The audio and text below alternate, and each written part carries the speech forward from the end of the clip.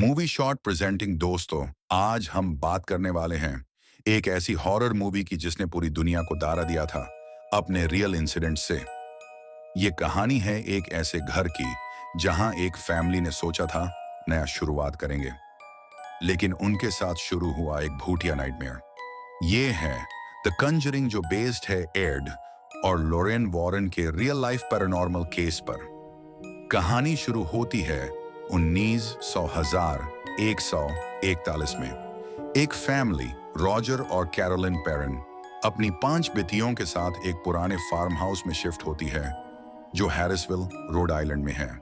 घर सुंदर लगता है, लेकिन जैसे ही वो अंदर आते हैं अजीब चीजें शुरू हो जाती हैं। एक डॉग उनके साथ अंदर नहीं आता, सुबह उसे मारा हुआ मिलता है।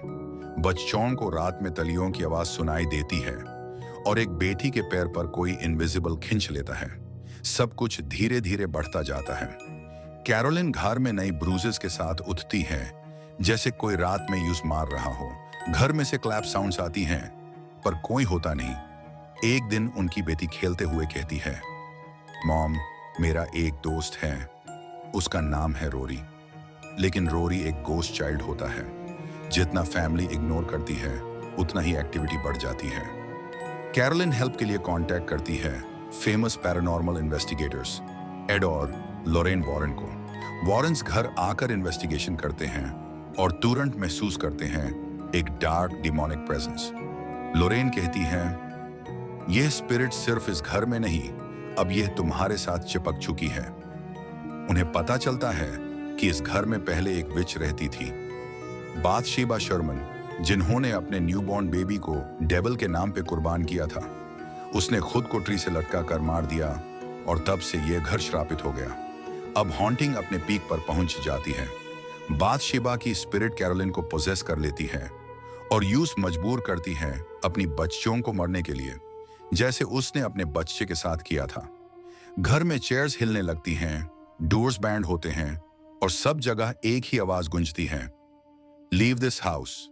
एड वॉरेन कहता है, अब सिर्फ एक्सोर्सिज्म ही बचा सकता है। चर्च परमिशन के बिना भी एड एक्सोर्सिज्म स्टार्ट करता है, क्योंकि कैरोलिन पूरी तरह कंट्रोल में नहीं थी। रूम के अंदर हवा हिलने लगती है, ऑब्जेक्ट्स उड़ने लगते हैं और कैरोलिन चीखने लगती है, शी वोंट लेट मी गो। लोरेन एक मोमेंट में बाथशेबा का फेस देखती है, ब्लैक आईज, ट्विस्टेड स्माइल, और वो कहती है, कैरोलिन, तुम अपनी फैमिली को याद करो। एक इमोशनल मोमेंट में कैरोलिन अपनी माँ वाली फीलिंग याद करती है और बाथशेबा छोड़ देती है उसका शरीर। सब कुछ शांत हो जाता है। वॉरेन्स कहते हैं कि ये केस उनके सबसे डेंजरस केसेस में से एक था। पेरेंट फैमिली फिर वहां से निकाल जाती है और घर आज भी एक मिस्ट्री बना हुआ है। फिल्म के एंड में वॉरेन्स के नेक्स्ट केस का जिक्र होता है, a family in long island, जो बाद में द एमिटीविल हॉरर के नाम से फेमस हुआ। यह केस रियल लाइफ में 1941 में हुआ था। पेरेंट फैमिली ने 10 साल तक इस घर में रहकर हॉन्टिंग फेस की। लोरेन वॉरेन ने कंफर्म किया था, बाथशेबा एक इविल एंटिटी थी, मैंने यूज देखा था। घर में आज भी लोग पैरानॉर्मल एक्टिविटीज रिपोर्ट करते हैं। तो दोस्तों, क्या आपको लगता है स्पिरिट सच में होते हैं या ये सब इमेजिनेशन थी?